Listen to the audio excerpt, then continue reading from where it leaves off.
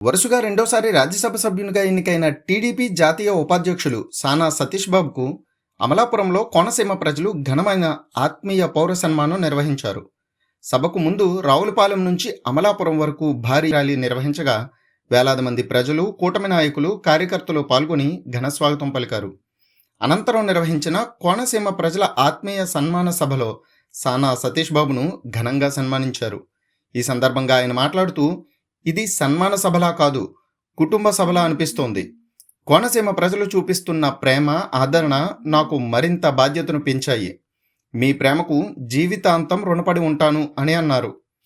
అంతేకాకుండా మా కూటమి ప్రభుత్వం అంబేద్కర్ కోనసీమలో జన్మించిన డొక్కా సీతమ్మ గారిని మర్చిపోలేదు. డొక్కా సీతమ్మ గారి పేరు మీద మధ్యాహ్న భోజనం పథకం పెట్టారు. అలాగే సామాజికవేత్త సత్యబల్జీ జాతిపిట దొమ్మేటి వెంకటరెడ్డి గారిని మర్చిపోలేదు. దొమ్మేటి వెంకటరెడ్డి గారి విగ్రహం పెట్టి దొమ్మేటి వెంకటరెడ్డి గారి దినము ప్రత్యేక దినంగా ప్రకటించి ఆ మార్చి 23 ప్రకటించడం జరిగింది. కోనసీమ చరిత్ర, సంస్కృతి, సేవ, సాంప్రదాయం దేశానికే ఆదర్శమని కొనియాడారు. ఈ సందర్భంగా వైసీపీ పాలనపై విమర్శలు చేస్తూ, గొడ్డలి ప్రభుత్వం 2019-24లో జరిగిన విషయాలు అన్నీ కూడా నాళ్ళకు కట్టినట్టు ఉన్నాయి.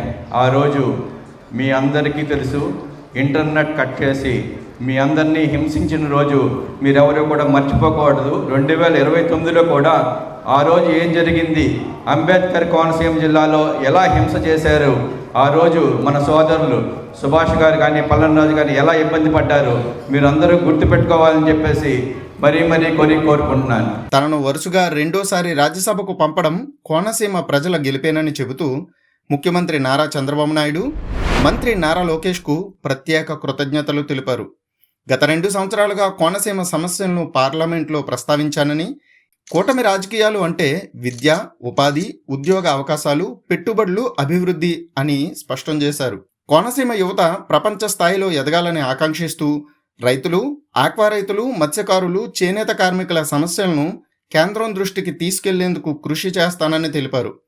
అలాగే సానా సతీష్ బాబు ఫౌండేషన్ ద్వారా ఆరోగ్యం, విద్య, క్రీడలు, ఉపాధి రంగాల్లో సేవా కార్యక్రమాలను మరింత విస్తరిస్తామని వెల్లడించారు.